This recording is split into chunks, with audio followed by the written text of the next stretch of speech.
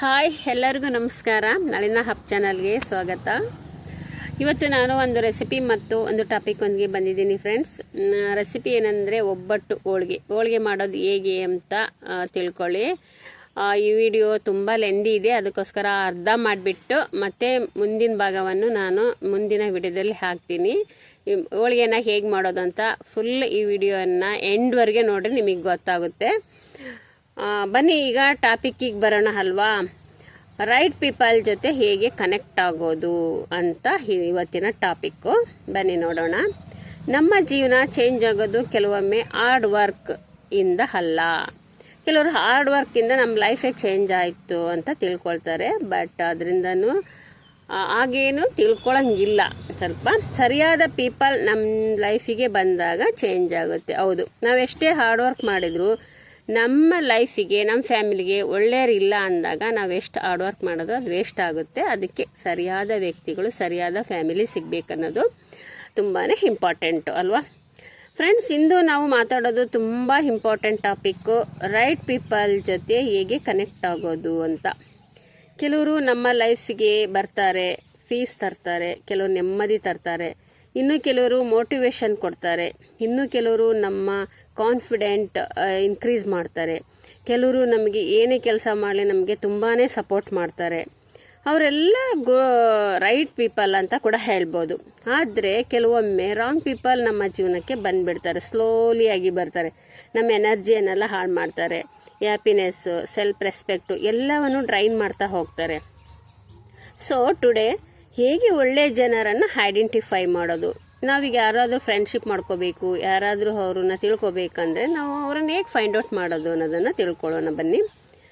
Positive ಪೀಪಲನ್ನು ನಮ್ಮ ಲೈಫ್ಗೆ ಹೇಗೆ attract ಮಾಡೋದು, ಪ್ರಾಮಾಣಿಕರ ಜೊತೆ ಹೇಗೆ ಕನೆಕ್ಟ್ ಆಗೋದು ಮಾತನಾಡೋಣ ಇವತ್ತು friends. People decide your energy. ನಾವು ಡಿಸೈಡ್ ಮಾಡ್ಕೋಬೇಕು ನಮ್ಮ ಎನರ್ಜಿಯನ್ನು.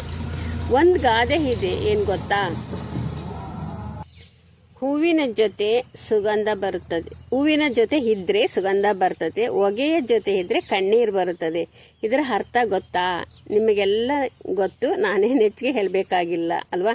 ಅಂದರೆ ಏನು, ನಮ್ಮ ಗಾರ್ಡನಲ್ಲಿ, ನಮ್ಮ ಮನೆಯಲ್ಲಿ ಹೂ ಇದ್ರೆ ಅದ್ರ ಎಷ್ಟು ಚೆನ್ನಾಗಿ ಸುಗಂಧ ಬರ್ತಾ ಇರ್ತದೆ. ಹೊಗೆ, ಧೂಳು ಇದೆಲ್ಲ ಇದ್ರೆ ನಮ್ಮ ಕಣ್ಣಲ್ಲಿ ನೀರು ಬರುತ್ತೆ ತಾನೇ. ಹಾಗೆ ನಮ್ಮ ಲೈಫಲ್ಲಿ ಒಳ್ಳೆ ವ್ಯಕ್ತಿಗಳಿದ್ರೆ ನಮ್ಮ ಲೈಫ್ ಚೇಂಜ್ ಆಗುತ್ತೆ.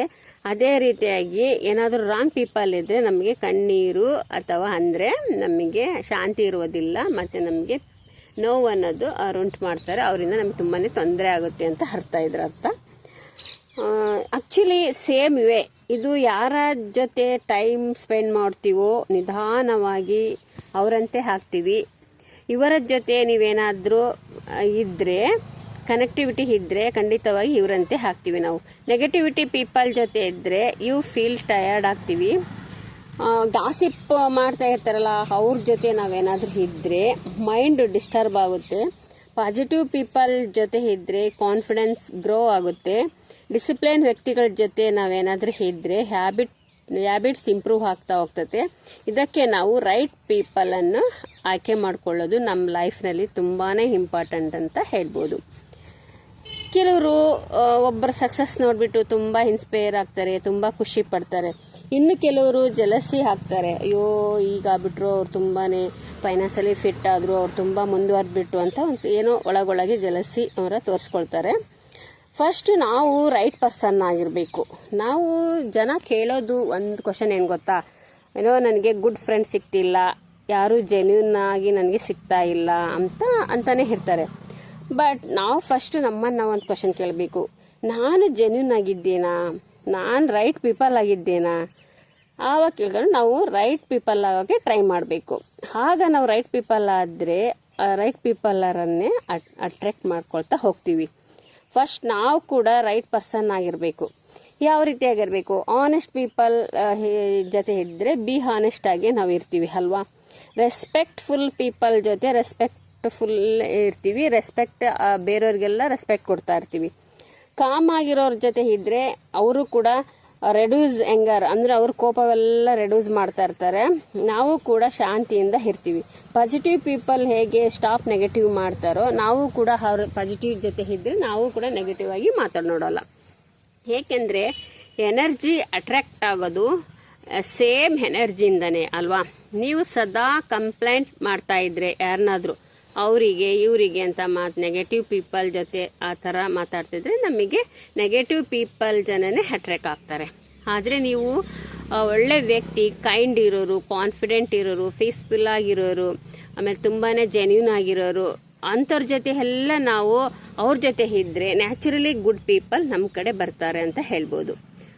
ಇದು ಒಂದು ತುಂಬ ಇಂಪಾರ್ಟೆಂಟ್ ಪಾಯಿಂಟು. ಎಲ್ಲರ ಜೊತೆ ಕ್ಲೋಸ್ ಆಗಿರಬೇಕು ಅಂತ ಏನೋ ಅವಶ್ಯಕತೆ ಇಲ್ಲ. ಕೆಲವು ಜನ ಈ ರೀತಿಯಾಗಿ ಇರ್ತಾರೆ. ಯಾವ ರೀತಿಯಾಗಿ ಬರ್ತಾರೆ ನಮ್ಮ ಲೈಫಿಗೆ ಅಂದರೆ, ಟೆಂಪ್ರವರಿ ಬಂದಿರ್ತಾರೆ, ಟೈಮ್ ಪಾಸಿಗೆ ಬಂದಿರ್ತಾರೆ, ಓನ್ಲಿ ಫಾರ್ ಬೆನಿಫಿಟ್ಟಿಗೆ ಬಂದಿರ್ತಾರೆ. ಅವರು ಏನಾದರೂ ನೀಡಿದ್ರೆ ಮಾತ್ರ ನಮ್ಮ ಹತ್ರ ಬರ್ತಾರೆ. ಆದರೆ ಅವರೆಲ್ಲರೂ ಲೈಫ್ ಲಾಂಗ್ ಕನೆಕ್ಷನ್ ಆಗೋದಿಲ್ಲ ನಮಗೆ ಅಲ್ವಾ. ಹೇಗೆ ಒಂದು ಮರಕ್ಕೆ ಎಲ್ಲ ಹಕ್ಕಿಗಳು ಗೂಡು ಕಟ್ಟೋದಿಲ್ಲ ಅಲ್ವಾ, ಅಂದರೆ ಎಲ್ಲ ಹಕ್ಕಿಗಳು ಬಂದು ಒಂದೇ ಮರಕ್ಕೆ ಗೂಡು ಕಟ್ಟಲ್ಲ. ಅವಕ್ಕೆ ಎಲ್ಲೆಲ್ಲಿ ಕಂಫರ್ಟ್ ಅನಿಸುತ್ತೋ, ಎಲ್ಲೆಲ್ಲಿ ಅವಕ್ಕೆ ಸರಿ ಅನಿಸುತ್ತೋ ಅಲ್ಲೆಲ್ಲಿ ಗೂಡು ಕಟ್ಕೊಳ್ತವೆ ಅಲ್ವಾ. ಅದೇ ಥರನೇ ಸೇಮ್ ವೇ ಎಲ್ಲರೂ ನಮ್ಮ ಜೀವನದಲ್ಲಿ ಉಳಿಯೋದಿಲ್ಲ ಬಂದರು. ರೈಟ್ ಪೀಪಲ್ ಐಡೆಂಟಿಫೈ ಮಾಡೋದು ಹೇಗೆ ಅಲ್ವಾ. ಈಗ ರೈಟ್ ಪೀಪಲ್ ಐಡೆಂಟಿಫೈ ಮಾಡೋದು ಹೇಗೆ ಅಂದರೆ, ರೈಟ್ ಪೀಪಲ್ ಯಾರು ಅಂತ ಹೇಗೆ ಗೊತ್ತಾಗಬೇಕು. ಯಾರು ನಿಮಗೆ ರೆಸ್ಪೆಕ್ಟ್ ಕೊಡ್ತಾರೋ ಅವರು ರೈಟ್ ಪೀಪಲ್ಲು. ಅವರು right people unnecessary drama create ಮಾಡೋದಿಲ್ಲ. ಅವ್ರು ಕೆಲವರು ಡ್ರಾಮಾ ಕ್ರಿಯೇಟ್ ಮಾಡ್ತಾರೆ. ಹೇಗೆ ಬಂದೆ, ಏನು ಮಾಡಿದೆ, ಹಾಗೆ ಹೀಗೆ ಅಂತ ಏನೆಲ್ಲ ಹೇಳ್ತಾ ಇರ್ತಾರಲ್ಲ, ಅವ್ರಿಗೆ ಅಂತ ಡ್ರಾಮಾವನ್ನು ಕ್ರಿಯೇಟ್ ಮಾಡೋದಿಲ್ಲ. ರೈಟ್ ಪೀಪಲ್ಲು ಅವರು ನಿಮ್ಮ ಗ್ರೌತಿಗೆ ಸಪೋರ್ಟ್ ಕೊಡ್ತಾರೆ ಯಾವಾಗಲೂ. ಆಮೇಲೆ ಅವರು ರಿಪ್ಲೈನೇ ಕೇಳೋದಿಲ್ಲ. ಅವರು ಅಂಡರ್ಸ್ಟ್ಯಾಂಡ್ ಮಾಡ್ಕೊಳ್ತಾರೆ ಅಲ್ವಾ. ಹ್ಯಾಪಿ ಮೂಮೆಂಟ್ಸ್ನಲ್ಲೂ ಮತ್ತು ಹಾರ್ಡ್ ಟೈಮ್ನಲ್ಲೂ ನಿಮ್ಮ ಜೊತೆ ಉಳಿತಾರೆ ಅವ್ರು ಯಾವಾಗಲೂ. ಅದಕ್ಕೆ ಇವರು ರಿಯಲ್ ಪೀಪಲ್ ಅಂತ ಕೂಡ ನಾವು ತಿಳ್ಕೊಬೋದು. ಯಾರ ಜೊತೆ ಇದ್ದಾಗ ಮೈಂಡ್ ಪೀಸ್ಫುಲ್ ಆಗುತ್ತದೋ ಅವರು ವ್ಯಾಲ್ಯೂಬಲ್ ಪೀಪಲ್ ಅಂತ ನಮಗೆ ಗೊತ್ತಾಗ್ಬಿಡ್ತದೆ ಅಲ್ವಾ. ಅದೇ ರೈಟ್ ಪೀಪಲ್ ಅಂತ ನಮಗೆ ಅರ್ಥ ಮಾಡ್ಕೊಳ್ಬೇಕು. ಕೆಲವರು ರಿಚ್ ಆಗಿರುವುದಿಲ್ಲ, ಕೆಲವರು ಶ್ರೀಮಂತರಾಗಿಲ್ಲ. ಅವರು ಹಾಡೋ ನನ್ನ ಮಾತುಗಳು ತುಂಬ ರಿಚ್ ಆಗಿರ್ತವೆ. ಎಷ್ಟು ಚೆನ್ನಾಗಿ ನಮ್ಮ ಹಾರ್ಟ್ ಹೀಲ್ ಆಗುತ್ತೆ, ನಮ್ಮ ಮನಸ್ಸಿಗೆ ನೆಮ್ಮದಿ ಕೊಡ್ತಾ ಇರ್ತಾರೆ. ಅಂಥ ವ್ಯಕ್ತಿಗಳ ಜೊತೆ ನಾವು ಫ್ರೆಂಡ್ಶಿಪ್ ಮಾಡಬೇಕು. ಕೆಲವರು ಬ್ಯುಸಿ ಇದ್ದರೂ ನಮಗೆ ಟೈಮ್ ಕೊಡ್ತಾ ಇರ್ತಾರೆ. ಅದೇ ಅಂಥ ಪೀಪಲ್ ಯಾರು, ಅವರು ರೈಟ್ ಪೀಪಲ್ ಅಂತ ತಿಳ್ಕೊಬೋದು. ದಟ್ ಈಸ್ ರಿಯಲ್ ಕನೆಕ್ಷನ್ ಅಂತ ಕೂಡ ಹೇಳ್ಬೋದು. ಆದರೆ ರಾಂಗ್ ಪೀಪಲ್ ಜೊತೆ ಇರುವುದಕ್ಕಿಂತ ನಾವು ಒಂಟಿಯಾಗಿರುವುದೇ ಬೆಟ್ರ್ ಅಂತ ತಿಳ್ಕೊಬೇಕು. ಯಾಕೆಂದರೆ ಅವ್ರ ಜೊತೆ ಇರೋಕ್ಕಿಂತ ನಾವು ಸುಮ್ಮನೆ ಒಂಟಿಯಾಗಿರೋದೇ ಚೆನ್ನಾಗಿರುತ್ತೆ. ಒಂಟಿತನದೇನು ಟೆಂಪ್ರವರಿ ಅಲ್ಲ, ಬಟ್ ಟಾಕ್ಸಿಕ್ ಪೀಪಲ್ ಪರ್ಮನೆಂಟ್ ಆಗಿ ನಮ್ಮನ್ನು ಡ್ಯಾಮೇಜ್ ಮಾಡಿಬಿಡ್ತಾರೆ ಅಲ್ವಾ. ಅದಕ್ಕೆ ನಾವು ಒಂಟಿಯಾಗಿ ಇರೋದು ಲೇಸು ಅಂತ ಹೇಳ್ಬೋದು. Right people will come at the right time. ಅವಾಗಲೂ ಅವರು ರೈಟ್ ಟೈಮಿಗೆ ಬರ್ತಾ ಇರ್ತಾರೆ.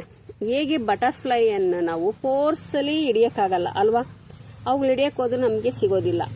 ಅದೇ ಯೋಚನೆ ಮಾಡಿ ಒಂದು ಬ್ಯೂಟಿಫುಲ್ ಗಾರ್ಡನ್ ಮಾಡಿಬಿಟ್ರೆ ಅವು ತಾನಾಗಿಯೇ ಬಂದು, ಬಟರ್ಫ್ಲೈ ನ್ಯಾಚುರಲ್ ಆಗೇ ಬಂದು ನಮ್ಮ ಗಾರ್ಡನ್ನಿಗೆ ಬರ್ತವೆ. ನಾವು ನೋಡಿ ಖುಷಿ ಪಡ್ಬೋದಲ್ವಾ. ಸೇಮ್ ವೇ ಇದು ಕೂಡ ಫಸ್ಟ್ ನಾವು ನಮ್ಮನ್ನು ನಾವು ಇಂಪ್ರೂವ್ ಮಾಡ್ಕೋಬೇಕು. ನಾವು ರೈಟ್ ಪೀಪಲ್ ಆಗಬೇಕು. ಆಗ ನೋಡಿ ರೈಟ್ ಪೀಪಲ್ ಆಟೋಮೆಟಿಕಲಿ ಕನೆಕ್ಟ್ ಆಗ್ತಾರೆ ನಮಗೆ. ಸರಿಯಾದ ಜನರು ನಮ್ಮ ಜೀವನವನ್ನು ಬದಲಾಯಿಸುವುದಿಲ್ಲ ಅಲ್ವಾ. ಅವರು ನಮ್ಮೊಳಗಿನ ಒಳ್ಳೆಯ ವ್ಯಕ್ತಿಯನ್ನು ಹೊರತೆಗೆಯುತ್ತಾರೆ. ಅದಕ್ಕೆ ನಾವು ಹೇಳೋದು ರೈಟ್ ಪೀಪಲ್ ಜೊತೆ ನಾವು ಯಾವಾಗಲೂ ಕನೆಕ್ಟ್ ಆಗಿರಬೇಕು. ರಾಂಗ್ ಪೀಪಲ್ ಜೊತೆ ನಮಗೆ ಗೊತ್ತಾಗದೆ ರಾಂಗ್ ಯಾರು ಅವರು, ಎಂಥವ್ರವರು ಅಂತ ಅವ್ರ ಜೊತೆ ಹೆಚ್ಚಿಗೆ ನಾವು ವಿಶ್ವಾಸವನ್ನು ಇಡಬಾರ್ದು ಅಂತ ಈ ವಿಡಿಯೋದಿಂದ ತಿಳ್ಕೊಬೋದು. ನೀವು ಈ ವಿಡಿಯೋ ಇಷ್ಟವಾಗಿದ್ದರೆ ಒಂದು ಲೈಕ್ ಮಾಡಿ, ಶೇರ್ ಮಾಡಿ, ಕಮೆಂಟ್ ಮಾಡಿ, ಹಾಗೇನೆ ಸಬ್ಸ್ಕ್ರೈಬ್ ಮಾಡಿ ಅಂತ ಹೇಳ್ತಾ ಈ ವಿಡಿಯೋವನ್ನು ಇಲ್ಲಿಗೆ ಮುಗಿಸ್ತಾ ಇದ್ದೀನಿ. Thank you.